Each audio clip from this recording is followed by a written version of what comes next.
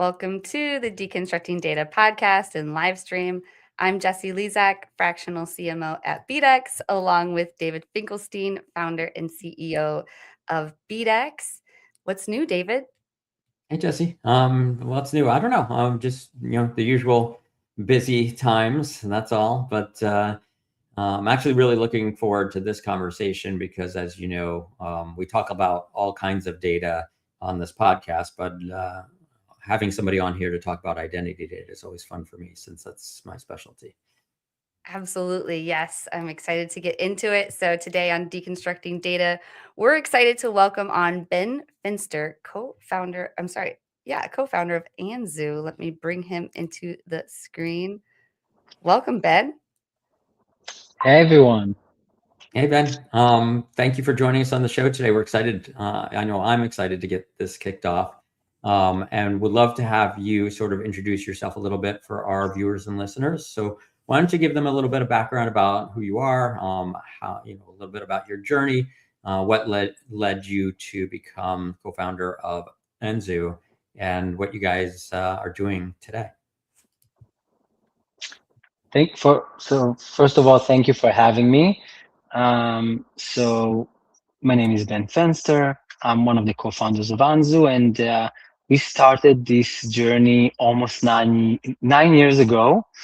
And it's been like a very interesting road. In my background also came from gaming, and this is where I saw like a great opportunity to do something a bit different. In a previous role that I had in a public company called Playtech, we used to do advert games. So we did like Hunger Games for Warner Brothers and many other like Narcos for Netflix and many kind of these kind of games. And what I saw there is was a huge opportunity to connect brands and games, and how powerful it could be, but also how complicated and not very scalable it was. So by creating this new medium and this new kind of ad format that we called intrinsic in-game ads, that places the ads inside the game world, in the game environment, and makes the ad a part of the game environment. But on the other side, it's standard ads that you can transact on programmatically. This together made a scalable way for the brands to interact with the users through games. And this is basically the idea of Anzu and why we created it. That's awesome. So gaming is definitely an industry that do not have a lot of familiarity with. So I'm looking forward to learning a lot. But the first topic, identity resolution beyond the cookie, is definitely something I know a little bit about, and we talk about a lot here. I'd love to get your take on this, and especially how this applies in your space in the gaming industry.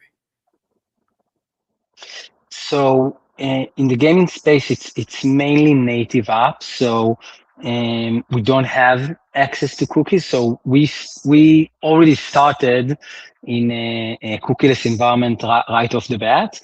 And so we rely more on either the login of the player. So in the end, games have a great reason to get the player logged in.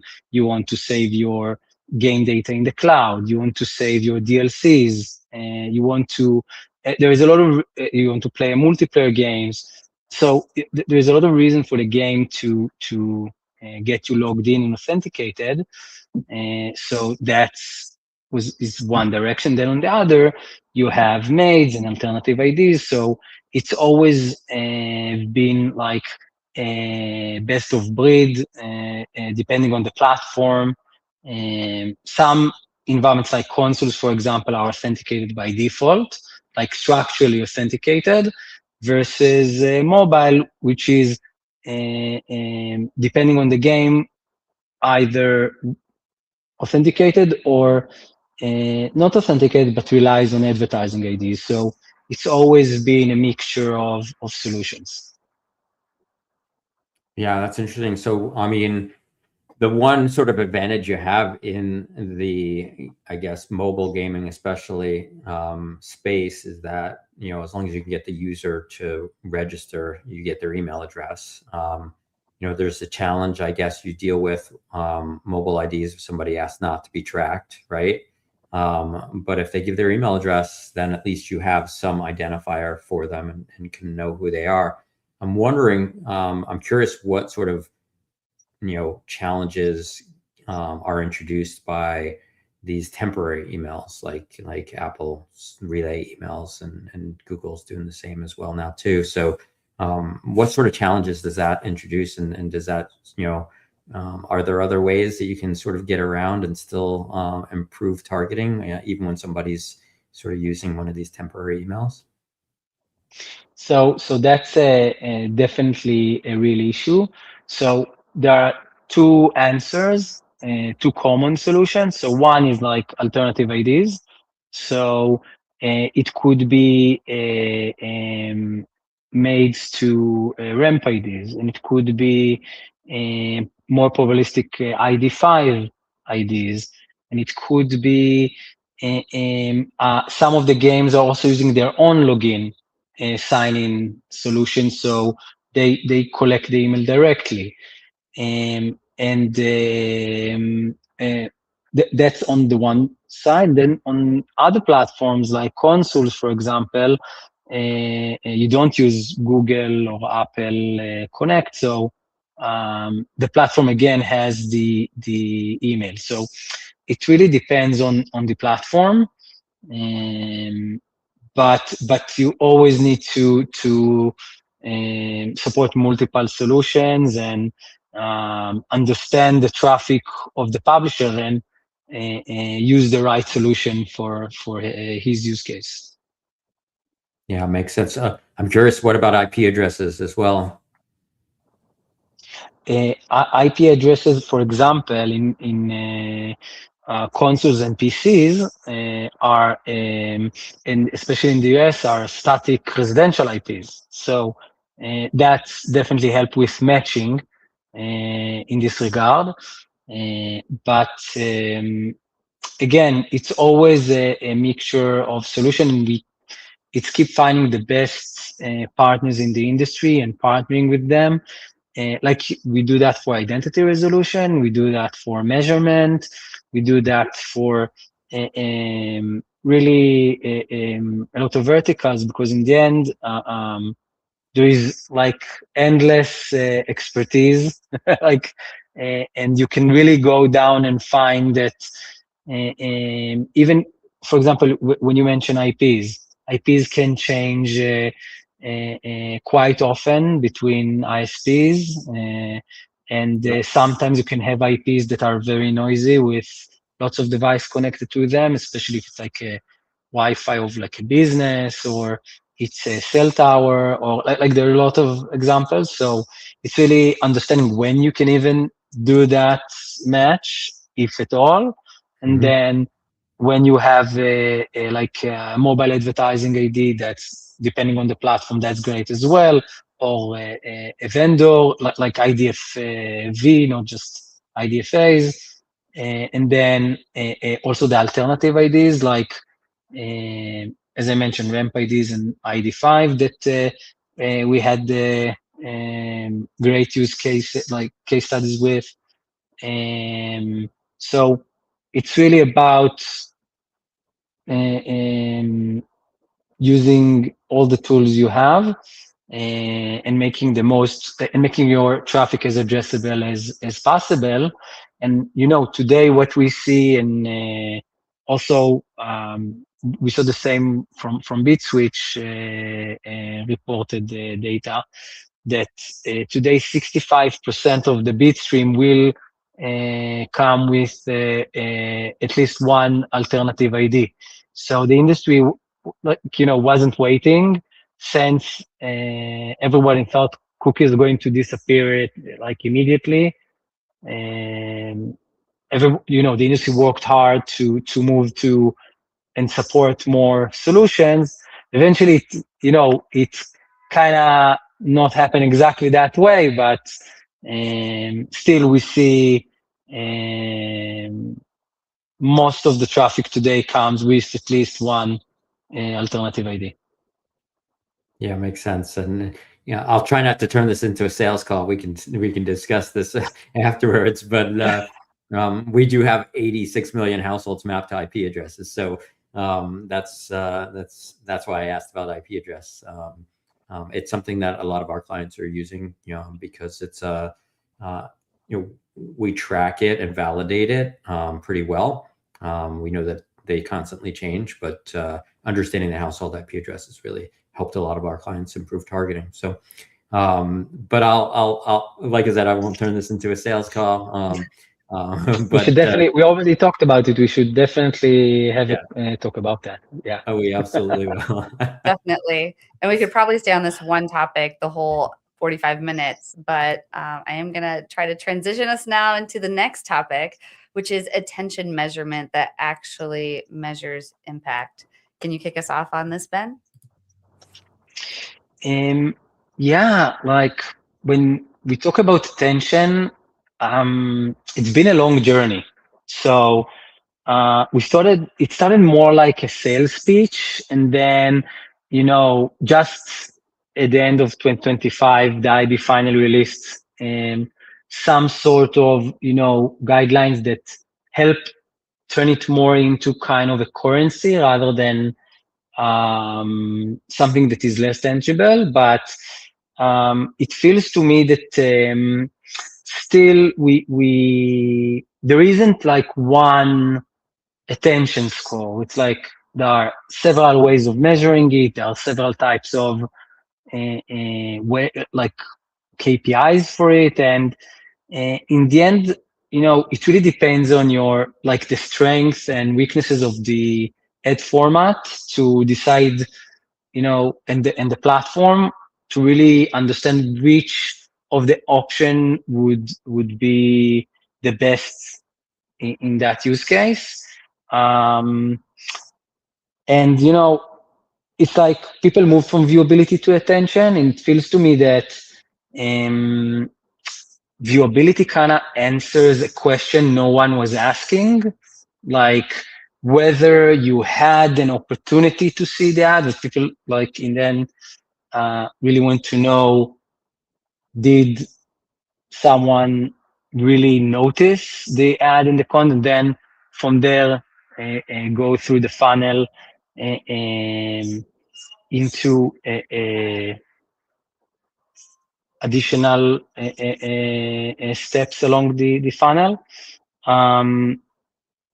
But it's definitely not fringe anymore. It's like very established, and in the past 2 years, we've been working very closely with Lumen, for example, and we've seen that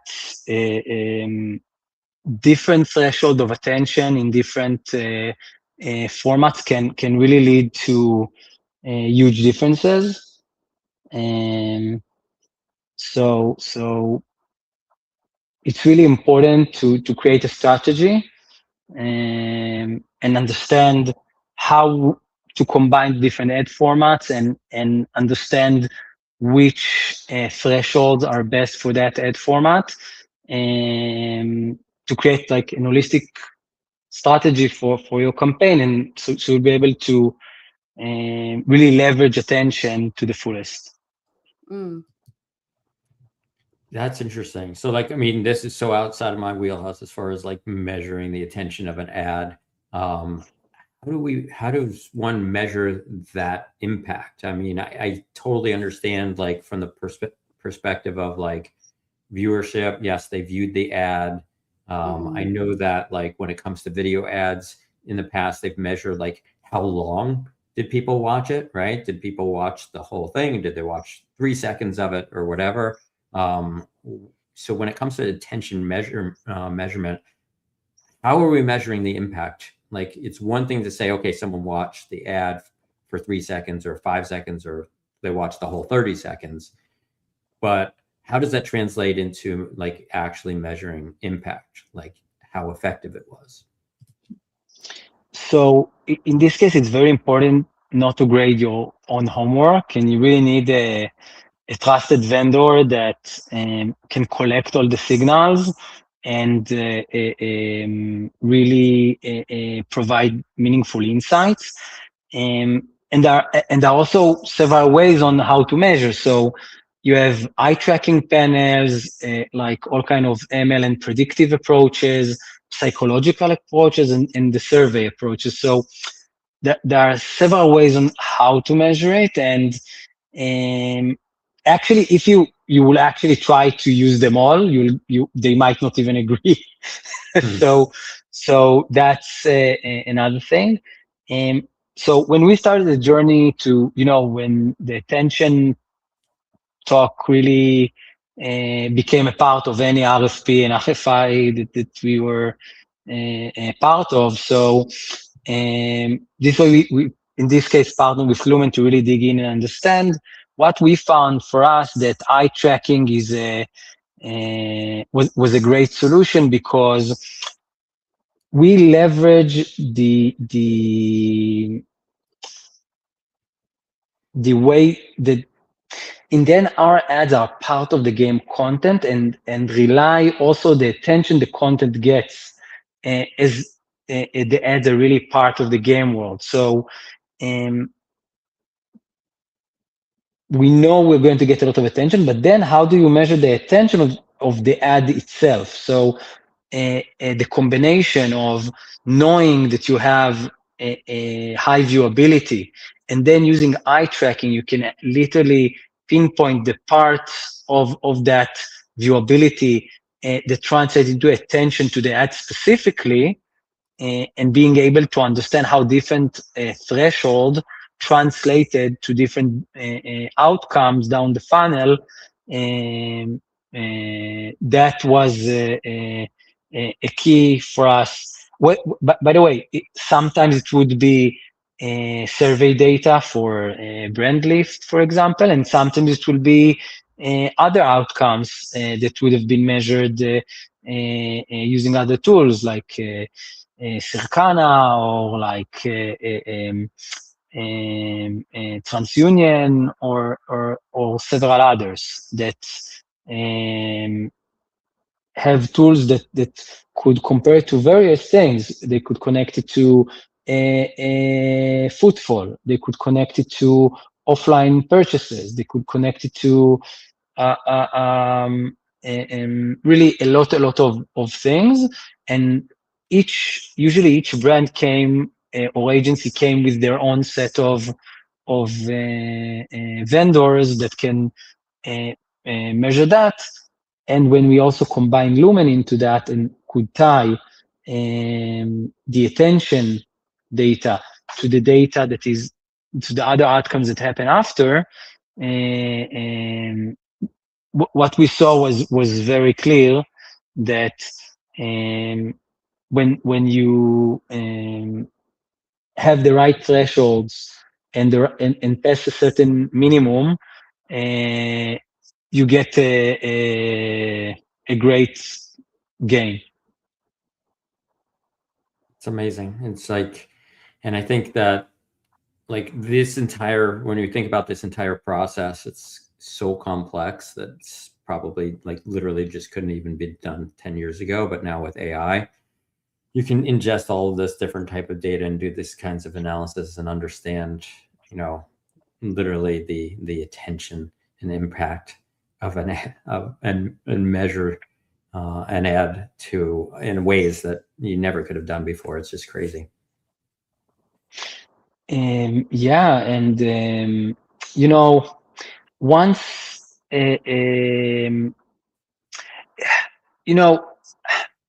the cookie didn't die, but addressability in some way kind of got a huge hit.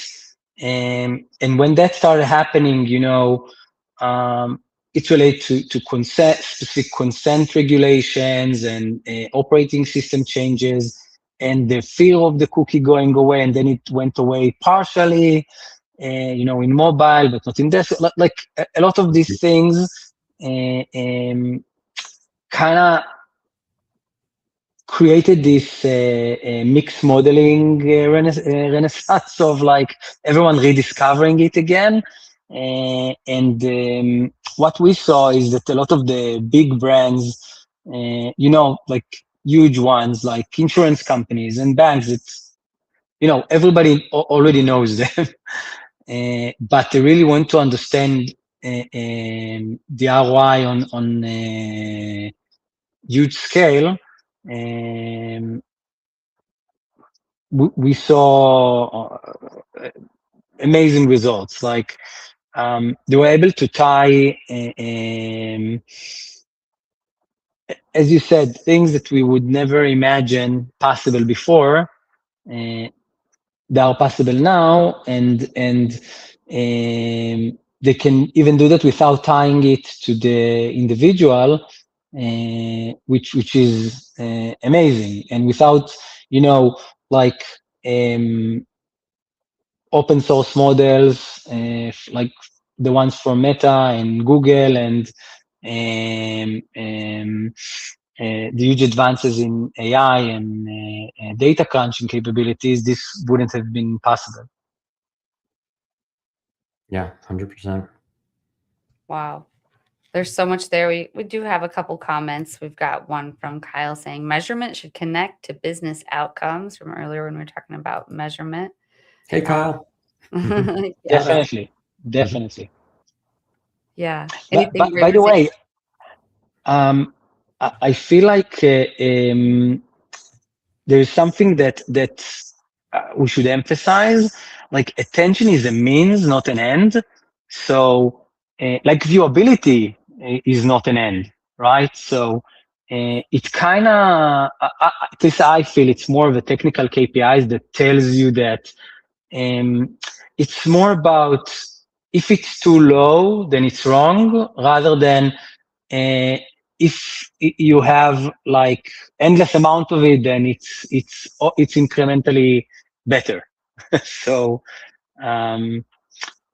as I said, it's more understanding specific thresholds that help you understand that if you reach them, you're maximizing your opportunity, rather than the campaign goal should be reaching a certain attention level. Yeah, 100%. And speaking of incrementality, that's our next topic. Part of it, incrementality, attribution, and first-party media data. So Ben, why don't you kick this off for us? So I think that when we talk about incrementality, the honest question is what happened because of the ad? And this is a tough question to answer.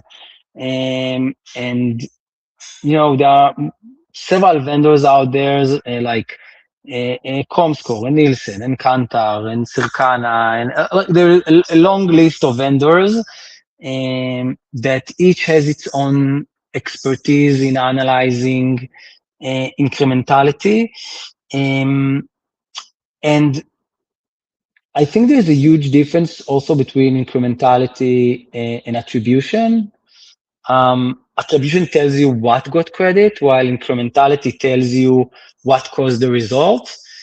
And that's really important to separate them. Each has its place. But the thing is that measuring incrementality is not just about technology. Sometimes there are a lot of ways to experiment, like geo holdouts and ghost ads, and there are really many techniques you can use to understand incrementality. But understanding which one is right for you with the tools that you have and the way that you want to run your campaign, this is where things get very complicated. Yeah, I think I just noticed that there's a couple new vendors out when it comes to incrementality that are promoting this heavily in this sense of, you're showing your ads, you're running a campaign, and you're choosing an audience to show those campaigns to. Some of those viewers become customers, right? Yet you continue showing ads to them because they still exist in that audience. And so one of the things that that a couple of these vendors are doing is sort of using exclusion lists and saying, okay, give us your customer base, and as that customer base grows, we will continue to sort of exclude them so that we can make sure that the audience that you're reaching is an incremental audience. It's new people, not just the same people. And it's sort of a trick, I guess, that some of these vendors are using in order to ultimately improve the return on ad spend, because otherwise you're advertising to the same people that are already becoming your customers, right? And so I think that that's kind of one of the new trends that I'm seeing in addressing incrementality, at least. Attribution is something we talk about on the show a lot. It's the difficulty of actually measuring a true attribution when there's so many sort of dark ways, whether it be dark social or whatever, that people engage, and you don't necessarily know who should be attributed with that conversion, because maybe they've been hit, you've hit them 2, 3, 4, 10 times in 10 different ways before they finally make a decision to engage with you and make a purchase or whatever it is. So attribution is always a difficult one, but I thought that was an interesting one on incrementality. I'm not sure if it's something you've seen recently as well. So from the early days of MMPs, you always saw very weird phenomena that, one install have 4 sources, right? Yeah. So that's always kind of been, you would ask them and they were like, yeah, it's totally normal. And like, it's not that normal. So, Mm-hmm. and it's kind of funny because on the one side, it doesn't make sense at all. But on the other side, how many times did you see an ad and you didn't end up, installing the app, for example, or doing the action the ad wants you to do, but after seeing it like a second time or a third time, you did it. Mm-hmm. And so who really contributed the most? Like, would you do it in the third time if you haven't seen it in the first one? Like, that's a question we will never know, but this is why it's very hard to really have an honest answer of um, who does this, of the who to attribute it to. And when things get out of something deterministic like app installs or a purchase, where the MMPs and the Apple scan network kind of give you a lot of like a good framework to do it. But if you try to do stuff like footfall attribution or offline purchases, things get really, really complicated. Some of the brands that we work with can have turnarounds of 6 to 8 months until they collect all the retail store data and do all the data science related to connect it. So they would run a campaign, like they would run millions of dollars of spend, and it would take them 6 months to understand if it was worth it. So that's just crazy, right? Like Yeah. it's a huge endeavor you undertake, but on the other side, the level of granularity and insight they were able to create really amazed me. So, as we said, with all the advances in AI and the data crunching capabilities, um, um, we really have a lot of more tools than we used to have. and big companies are taking advantage of it.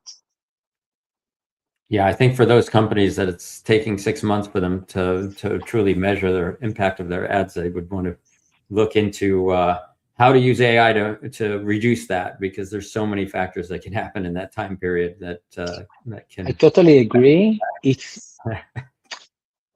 I totally agree. It's more related to the actual, imagine someone that needs to collect now all the sales data from all the convenience stores and Sure, yeah. and like it's crazy, Yeah, that's a big undertaking, of course, for sure. Absolutely. Wow, this has been such a great topic, and it's a great time. You were just talking about tools to maybe transition into our final topic, which is tech stack. Ben, it'd be really interesting to hear what some of your favorite tools in your tech stack are that empower you and your team. Wow. Which one is the most impactful? So we can tell you that on the one side we love Imply Polaris, which is a great Druid-based complete BI platform, like from ingesting the data to storing it and visualizing it. And they're really doing a great job and allowing us to get really quick answers, even on years of data. For data warehouse, we also love ClickHouse and BigQuery. And for AI, we prefer Claude. So this is, I think, the most loved tools in our company. If I had to ask a survey, I guess. Yeah, Claude's definitely on the top of my list, so I just keep giving him more and more to do. And Definitely. ClickHouse is a good one too. Actually, that's one that our team recently discovered and has been moving some of our really like heavy loads into ClickHouse and have found it to be very effective. So very efficient, I should say. I'm still in ChatGPT, but I do use Codex now, and it's just so powerful. But I do like Claude as well. And there's Hermes now, and Manus, and just so many out there. Yeah, Claude. I found Claude to be really difficult to connect to Salesforce, but I don't want to blame Claude. I blame Salesforce for that because their platform is just. So I would, in many cases where I want to connect a Cloud Code into systems, what I would do is let it create a skill that embeds in it the script. So you could just then create a whole script that does exactly what you want and expose all the capabilities you want, and without relying on some connector that was limited in all kind of ways or didn't meet your use case. So you can kind of tailor it exactly to what you want, and it will write it really, really quickly. I guess that if you use Claude Code to build like agents and services that are not for technical people, but as a technical person, this is an engineer, and you write it more, you add as much deterministic code as possible into it. And I found that it's nearly limitless what you can do with it. Yeah, I agree 100%. It's crazy how many tasks I keep giving it every day. And it's like every week I try to find like a new use for it, and then I'll like tweak it all week until I've improved it. And so now it's just like I just got so many different skills and routines set up in it now. It just does so much for me. Incredible. Yeah. It's a new day. Well, this has been a really great episode. But before we go, Ben, would you like to let listeners know how they can reach you? So you can reach me on my LinkedIn page, where we're currently streaming this session, and don't be a stranger. That's Awesome. right. Awesome, Ben. Thank you so much. This has been a great conversation. And sales call as well too. So this has been fun. So thank you so much for joining us today. I appreciate it. Thank you for having me. Absolutely. Thank you so much for being here. Really appreciate you taking the time and for staying up late, because I know you're in Israel right now. So appreciate you doing this at midnight. But we'll see you backstage. But That's, we like to call it the founder's second shift, right? So Yeah. exactly. Just starting a second shift. Exactly. Yeah. No, we definitely. really appreciate it. All right. Well, we'll see you backstage, Ben, and everyone else. We'll see you next week. I'm going to go ahead and close this out with a video.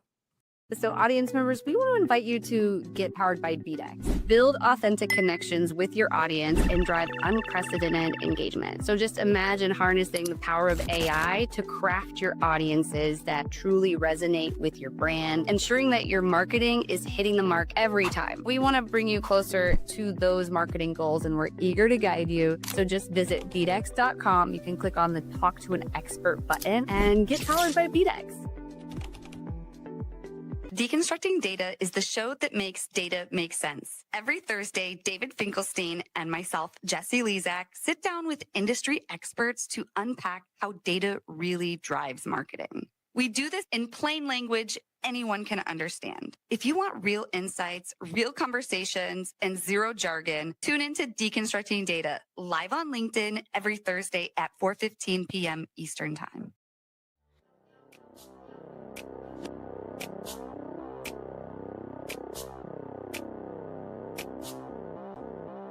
Yo, yo.